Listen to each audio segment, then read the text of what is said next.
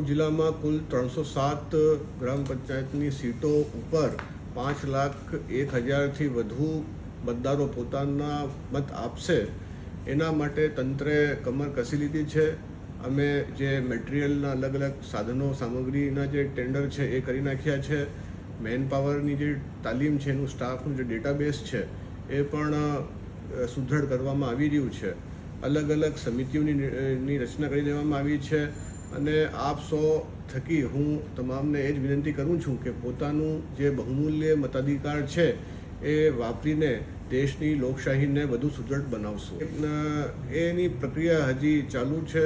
ગ્રામ પંચાયતની ચૂંટણીઓમાં હાર જીતનું માર્જિન ઘણીવાર ઓછું રહેતું હોય છે અને લોકલ ઇશ્યુઝના લીધે ઘણીવાર આ જે ચૂંટણીઓ છે વધારે સંવેદનશીલ બની જતી હોય છે. આ બધા પાસાઓને ધ્યાને લઈ આ સંવેદનશીલ મથકોને આઈડેન્ટિફાય કરવાની કામગીરી અત્યારે ચાલુમાં છે.